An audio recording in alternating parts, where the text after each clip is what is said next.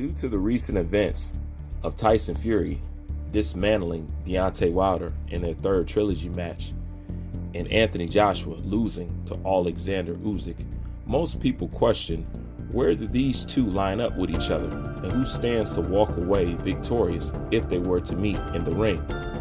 Now, when you're looking at it from a paper aspect, Anthony Joshua has the more superior and the better resume, although most people would say Tyson Fury beating that early Klitschko counts for at least 3 bodies on Anthony Joshua's resume. Plus, with the recent victory over Deontay Wilder, it places Tyson Fury over Anthony Joshua. That can be debated, but one thing that cannot be debated is their skill set. When it comes to ring IQ, you would naturally have to give that to Tyson Fury. He just seems to be the more knowledgeable, more savvy fighter, and he has more tools in his arsenal and is experienced with using them inside of the ring. Anthony Joshua is still coming into his own, and not only that, trying to figure out a good style which fits him the best, because as we've seen him in other fights, he doesn't come out necessarily with the same style. He's still figuring himself out, still testing out the waters. So when it comes to ring IQ, you got to give that to Tyson Fury. All right, next up, when it comes to punching power and strength. Now, most people would say that Anthony Joshua reigns superior in this category. However, I do beg the difference when you're dealing with somebody like Tyson Fury, being the fact that he came into his trilogy fight with Deontay Wilder at a whopping 277 pounds. Any of his punches is going to be felt. Now, Anthony Joshua doesn't necessarily have all the knockout power that he's supposed to have. Anthony Joshua, for his size and strength, hits a little light to me. So that's a department that, even though Anthony Joshua seems to be the one that should be superior in it, I place them about even in punching power. But although Tyson Fury may not have as many decorated knockouts as Anthony Joshua, they're still about the same neck and neck due to the fact of Tyson Fury's weight and just the way he goes about executing it. But if I had to give a little bit of edge of power and strength, I would give that to Anthony Joshua. But on any given day, Tyson Fury can display the same attributes. Next up on the list is stamina. Now, when it comes to stamina, I'm going to have to give that to Tyson Fury. Tyson Fury just seems to be more comfortable with carrying heavy loads of weight, where Anthony Joshua, regardless of what weight he seems to come into, he always seems to fatigue in the later rounds, and fatigue looks like something that's going to plague Anthony Joshua for the rest of his career if he doesn't get a handle on it. Tyson Fury is used to carrying around a lot of weight because he's used to walking around obese at times. His frame and his legs is nothing new with carrying around that weight, and also he does it very well, and he can carry it into the later rounds, and he can still pull out a win and still dig deep and fight while fatigued. Anthony Joshua, on the other end, when fatigued, stands to face some serious knockouts if caught. So when it comes to the stamina department, we're going to have to give that to Tyson Fury.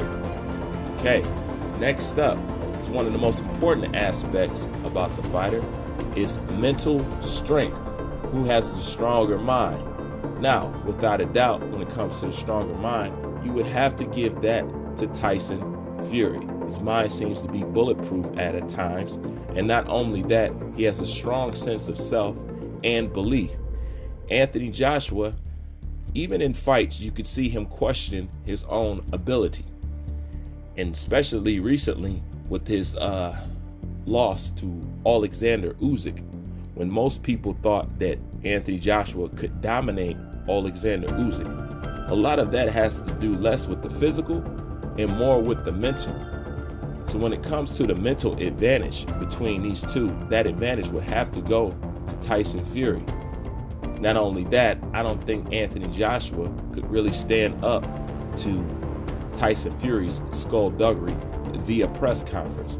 because Anthony Joshua seems to be somebody whose skin you can easily get under. Even though he tries to keep his composure and try to spray things with a positive outlook and a savvy quote, it's still times where you can see Anthony Joshua is on edge or either irritated by what somebody says, does, or thinks of him. Next up on the list, the corner man. Who has the superior corner man? As of right now, Sugar Hill Stewart is the one training Tyson Fury. He's the one that led him on both victories in the second and third fight in the Deontay Wilder Tyson Fury trilogy. Anthony Joshua, corner, is dealing with none other than the infamous Rob McCracken. Now, when it comes to Sugar Hill Stewart versus Rob McCracken, it's apples and oranges. I think when it comes to who has an advantage in the corner, that would undoubtedly have to go to Tyson Fury with the Crunk-style trainer, Sugar Hill Stewart. Rob McCracken seems to be good for Anthony Joshua at an amateur level, but at a professional level, his style is not sustainable, and we don't know how long it will be till Anthony Joshua figures this out and implement the right strategy to make sure that he can guarantee wins in the future. Now, on his loss with Andy Ruiz, he brought in Angel Fernandez, where Angel Fernandez, in the quest to regain Anthony Joshua's belts, was one of the main coaches leading in the march for Anthony Joshua to regain his titles. This is why you see the style was much different when he entered in on that rematch. However, when he stepped in with Alexander Usyk, he seemed to revert it right back to the Rob McCracken style, and he fell fatal to Alexander Usyk. So when it comes to the corner, this is who has the superior corner man, that again would have to go to Tyson Fury. Next up on the list is toughness, or chin, so to speak. Tyson Fury has always been somebody with a strong belief in himself. Tyson Fury has tasted deck a few times and has tasted even the power of the legendary Bronze Bomber's right hand and has survived it. Anthony Joshua, on the other end, most of the time Anthony Joshua gets touched with any punch, people are clutching their pearls because they don't know how Anthony Joshua punch resistance is and how he can stand up to any punch, whether it's jab, right hand, or the hook. People just don't think that Anthony Joshua can stand up to an onslaught of punches, because anytime he is clipped in the middle of his flurry, he seems to freeze and wobble all over the place. So with that being said, with Tyson Fury taking one of the most hardest punchers punch in boxing today and known to peel himself up off the canvas and edge out a win, you would have to give the toughness and the chin durability to Tyson Fury.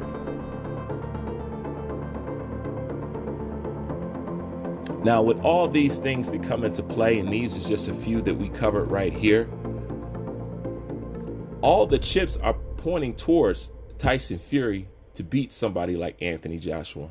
And with Anthony Joshua's current mental state, because nobody knows what's really going on with him, at this time it's almost guaranteed that Tyson Fury would beat Anthony Joshua. Until Anthony Joshua can get his demons under control and get his mental confidence back, both in himself and his abilities, I don't see Anthony Joshua being able to beat Tyson Fury in his current state of mind that he's in, nor with the skill set that he displayed in the Alexander Usyk match. Anthony Joshua needs a total revampment of what's going on over there in his camp, and he needs to align himself correctly if he wants to remain victorious. If not, Anthony Joshua will succumb to the same circumstances again, and this time probably by an even lesser opponent. Well, that's my thoughts on how Anthony Joshua and Tyson Fury line up with each other. At this point in time, Tyson Fury is looking like the one who will step away, known as the king